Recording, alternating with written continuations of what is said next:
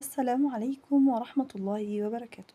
النهاردة إن شاء الله هنتكلم مع بعض عن كيفية كتابة التقارير وأفضل صورة لكتابة التقارير، وهنتناقش مع بعض في تفاصيل كتيرة مهمة جدا. تابعوا معايا للآخر علشان تقدروا تستفيدوا بأكبر قدر ممكن بإذن الله. مبدئيا هنتكلم النهاردة في جزئيات متنوعة عن التقارير، هنعرف فيها أنواع التقارير وإيه هو التقرير وأهمية التقرير وإيه العناصر اللي بيتكون منها التقرير، وإزاي نعرف إن التقرير ده تقرير جيد. ما هو التقرير؟ في البداية عايزين نعرف إيه هو التقرير. لك أن تتخيل كده إن التقرير هو صورة مصغرة بتبين لك وتوضح لك كافة المعلومات والبيانات اللي انت جمعتها عن معلومة معينة، وحابب ان انت تعرضها على مسؤول أو على شخص يهمه أن يقرأ هذا التقرير. في البداية بنقول إن التقرير هو وثيقة تحتوي على مجموعة من المعلومات والبيانات المتعلقة بموضوع محدد، تشمل تحليلا لهذه البيانات واقتراحات وتوصيات بناء على النتائج المستخلصة. يعني ايه الكلام ده؟ التقرير هو وثيقة مع التقرير هو وثيقة تحتوي على مجموعة من المعلومات والبيانات المتعلقة بموضوع محدد. بعد ما بجمع المعلومات والبيانات عن موضوع معين، ببدأ إن أنا أكتب تقرير. التقرير ده بيشتمل على إيه؟ بيشتمل على تحليل للبيانات والمعلومات دي، وبعد ما ببدأ أحلل وأبين المعلومات دي، ببدأ إن أنا أقترح وأقول توصيات. التوصيات دي بستخرج منها نتائج مختصرة أو مستخلصة عن المعلومات والبيانات اللي أنا قمت بجمعها. ومن هنا ننتقل للجزئية التانية، وهي أهمية كتابة التقارير. التقارير مهمة لأن هي بتوصل فكرة أو معلومة لشخص مسؤول من خلال التقرير أو مجموعة الأوراق اللي بيقرأها، اللي هي بنسميها في وضعنا الحالي التقرير. التقرير ده هو وسيلة سهلة هتوصلي المعلومات والأفكار لأي حد مسؤول، وكمان هتقنعهم بالأفكار الصحيحة اللي أنا كاتبها واللي أنا جمعت عنها المعلومات والبيانات. لذلك بننتقل إلى النقطة الثالثة، وهي التحضير للتقرير. ليه مهم إن أنا أحضر للتقرير؟ هنعرف مع بعض قدام، ولكن التحضير للتقرير هو نقطة فيصلية. لازم قبل ما أبدأ التقرير أحدد إيه الأهداف من التقرير اللي أنا هكتبه، الغاية من التقرير ده، وابدأ اعرف التقرير ده انا عايزة اوصله لمين، مين اللي هيقرأه، مين اللي هيستفاد منه، ايه هي المشكلة اللي انا هتكلم عنها في التقرير ده. طب انا هدفي ايه من التقرير ده؟ هل هدفي من التقرير ده ان انا اوصل فكرة معينة، ولا ان انا اخد تمويل معين مثلا لمشروع ما او هكذا؟ لازم احدد هدفي من التقرير، لان ده هيساعدني جدا قدام لما يكون عندي اهداف واضحة، هقدر ان انا اعمل عملية اقناع سريعة من خلال المعلومات اللي انا هضيفها في التقرير. وكمان التحضير لتقرير بيساعدني ان انا اعرف ايه هي المراجع والمصادر اللي اقدر استخدمها عشان اجمع منها البيانات، سواء اذا كانت المراجع والمصادر دي جرائد مثلا، ولكن يجب ان تكون جرائد او صحف رسمية بعيدا عن الاشاعات، او هم قالوا او هكذا. لازم يكون عندي مصادر موثوق فيها ومعتمدة. إذا كنت مثلا هستخدم استبيان، إذا كنت هستخدم الملاحظة، إذا كنت هستعين ببعض الآراء المقالات وهكذا، ولكن لازم تكون آراء موثوق منها. هنا ننتقل إلى المرحلة التالية، وهي مراحل كتابة التقارير. في مراحل كتابة التقارير بنقسمهم لثلاث مراحل. في البداية بداية التقرير، متن التقرير، نهاية التقرير. هنبدأ نتناول جزئية جزئية. بداية التقرير، وهي العنوان، ولازم يكون عنوان واضح دقيق ويعكس التقرير بشكل ملخص وموجز. العنوان مهم جدا جدا جدا، لأن العناوين لازم تكون واضحة، لازم تكون معبرة عن المشكلة اللي بتكلم عنها أو عن الموضوع اللي أنا بتناوله، ولذلك بنقول إن العنوان هو نقطة فيصلية. زي ما بنقول بصورة عامة كده الكتاب بيتعرف من عنوانه، لذلك العنوان هو نقطة فيصلية مهمة جدا. وبعد كده بنتناول الملخص. الملخص ده بنعرض فيه الأفكار الأساسية للتقرير بشكل موجز. ونلاحظ هنا إن احنا بنقول الأفكار الأساسية، نبتعد قدر الإمكان عن المعلومات الإضافية أو اللي ملهاش لازمة أو الإسهاف في الموضوع بمعلومات لن تضيف أي جديد، ولكن مجرد إنها إسهاب في الموضوع ده مش مطلوب مننا. وبعد كده الفهرس وصفحة البيانات. هنيجي بقى نتكلم في النقطة دي عن متن التقرير، هنتكلم فيهم عن 6 نقط. مبدئيا المقدمة، والمقدمة لازم تكون بتركز على الأهداف الرئيسية للتقرير وخلفية الموضوع اللي احنا بنتكلم عنه. وزي ما قلنا إن المقدمة لازم تكون تشتمل على العناصر الأساسية برضو، من غير ما أحط أي إضافات تكون إسهاب للموضوع من غير ما تديني المعلومة الكافية، ولكن نستكفي بالمعلومات الأساسية اللي بتبني لي خلفية كاملة عن الموضوع عشان توصل القارئ من اللامعرفة للمعرفة وإدراك الموضوع اللي أنا بتكلم عنه. وبعد كده بدخل في شرح التفاصيل ومناقشة التفاصيل، ببدأ أشرح كل جزئية من البيانات اللي أنا جمعتها، بشرح فيها التفاصيل وأبدأ أناقشها.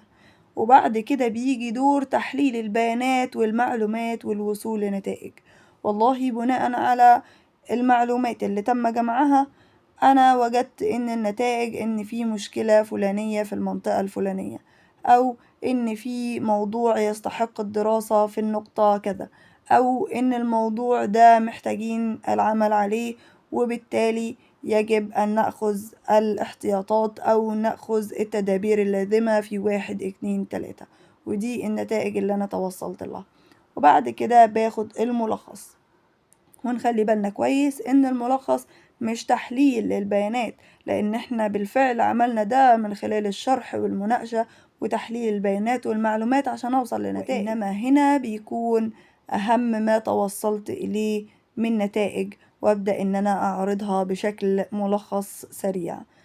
وبعد كده بدخل في التوصيات وهي الخطوة المهمة جدا والأساسية.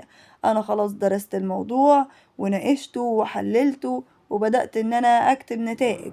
طيب بناء على النتائج دي أنا عرفت إن في مشكلة ما أو في موضوع يستحق الدراسة في نقطة معينة، بالتالي في توصيات بتقولي أنا محتاج إن أنا أعمل 1 2 3 علشان أقدر أحل المشكلة دي. أنا محتاج إن أنا أحط خطة 1 2 3، أو إن أنا أدور في مكان تاني حصلت فيه نفس المشكلة أو نفس الموضوع أو نفس المعضلة، وأبدأ أشوف هم حلوه إزاي وأحط توصيات بناء على ذلك. لأن التوصيات اللي بتكون مأخوذة من نظريات تم تطبيقها أو مشكلة تم التطبيق عليها ببعض الحلول بيكون ليها فائدة أكبر. ونيجي هنا للنقطة الفيصلية وهي خاتمة التقارير. خاتمة التقارير بيكون فيها الملاحق والمصطلحات والمرفقات، سواء بقى أنا جمعت أي استبيانات من الناس، سواء بالملاحظة أو عن طريق صور أنا أخدتها للمشكلة أو لموضوع الدراسة، ببدأ إن أنا أضيفها في خاتمة التقرير. ولو عندي أي مصطلحات غامضة، زي مثلا أنا كتبت مصطلح لغة عربية فصحى، مصطلح يمكن يكون إن هو ثقيل أو باللغة العربية الفصحى كبير، مش أي حد يعرف إن هو يوصله أو ممكن عادي نوصله، ولكن لو أنا ما عنديش دراية كاملة بالموضوع فأنا مش هقدر إن أنا أترجم المصطلح ده بشكل سهل وسلس. فببدأ إن أنا أحط لو في أي مصطلحات أنا وضعتها في التقرير ببدأ إن أنا أضعها بشكل أو بآخر في المصطلحات، بأوضحها بتفاصيل أكثر. والمرفقات لو أنا جمعت أي بيانات أي جداول إحصائية أو هكذا ببدأ برضو إن أنا أضيفها في المرفقات. ومن هنا نيجي للجزئية المهمة، إزاي أعرف إن التقرير بتاعي ده تقرير جيد؟ بنيجي نقول إن التقرير ده جيد أو لأ من خلال 3 نقط أساسية، وهي إن يكون التقرير واضح منظم ومركز. التقرير واضح بناء على ده إن التقرير فعلا يستحق القراءة، إن التقرير مفيهوش معلومات إضافية، مجموعة من المعلومات الفرعية اللي بيتم حشوها داخل المعلومات الأساسية. لا بالعكس، التقرير واضح، منظم، مريح للعين، اللي يقرأه يعرف إن اللي قدامي ده شخص متمكن فعلا، عنده مشكلة ما أو موضوع ما حابب يتكلم عنه بدقة. التنظيم بيكون ليه أثر كبير في إقناع اللي قدامي بأهمية الموضوع اللي أنا بتكلم عنه، مركز، وده بيكون خاص بأن هو بيتكلم عن التفاصيل بالتفصيل، ولكن من غير ما يضيف أي معلومات فرعية ليس لها تأثير إيجابي. احنا طبعا ممكن نحط معلومات فرعية في الموضوع، ولكن دون أن تكون معلومات ليس لها أي قيمة، أو معلومات تم ذكرها بالفعل سابقا، وده طبعا بيكون ليه تأثير كبير على التقرير، لأن التقرير الجيد مش بيعيد ويزيد في نفس النقطة، وإنما بيكون واضح، منظم، مركز. وقبل بداية التقرير أو قبل بداية الكتابة في التقرير لازم أحدد الرسالة. اللي هيقرأ التقرير بتاعي ده أنا عايزه يعرف إيه ويطلع بالمعلومة إزاي أو شكلها إيه، أو يعرف إيه عن الموضوع إن أنا عايز أتكلم فيه. هبدأ أوجه التقرير ده لمين؟ هل لمدير؟ هل لمسؤول؟ هل لوزير؟ أبدأ أحدد التقرير ده لمين، لأن التقرير ده لما بيتحدد هو رايح لأنهي جهة مختصة، ببدأ إن أنا أكتب ده بشكل وبصياغة مختلفة تؤثر في عقلية القارئ. ومن هنا بنوصل للجزئية الخاصة بأنواع التقارير. عندنا 3 أنواع من التقارير: تقارير إدارية، تقارير هندسية وفنية، وتقارير بحثية. نيجي هنا نقول إزاي إن أنا أقدر أحسن من التقرير بتاعي، لأن إحنا اتكلمنا عن إزاي يكون التقرير جيد. طيب أنا دلوقتي لو عايز أخلي التقرير بتاعي تقرير جيد وأقدر إن أنا أطلعه في أحسن صورة، إن أنا أبدأ بمراجعة التقرير. من الضروري جدا إن يكون التقرير خالي من الأخطاء الإملائية واللغوية. لو أنت شخص كاتب لي تقرير بتقدمه لمسؤول ما أو لشخص يهمه الأمر، لو أنت مش كاتبه بالطريقة الصحيحة السليمة وبه أخطاء إملائية، هل أنا هثق في أي كلام من اللي أنت كاتبه؟ أكيد لأ، لازم يكون خالي من الأخطاء الإملائية.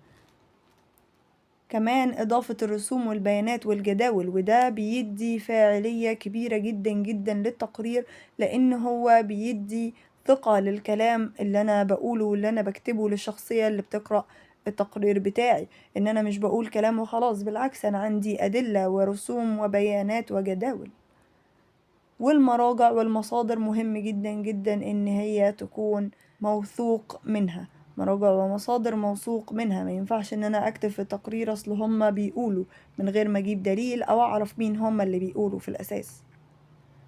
والملاحق والمرفقات، ودي بضيف فيها أي استبيانات أنا عملتها، أي صور أخذتها وغيره من الملاحق والمرفقات اللي تدي ثقة كبيرة للموضوع بتاعي. ومن هنا بشكركم جدا، قد تم بحمد الله استكمال كتابة التقارير. أتمنى أنكم تكونوا استفدتوا، وأتمنى منكم التطبيق على الفور بإذن الله. أو لو انتوا حابين ان انتوا تاخدوا مثال سوفت كوبي من التقرير، تقدروا ان انتوا تبعتولي على الواتساب، هكون مسرورة جدا ان انا اساعدكم. ولو عندكم اي استفسار انا متاحة للأسئلة في اي وقت، وده يشرفني جدا. شكرا جدا ليكم ومع السلامة.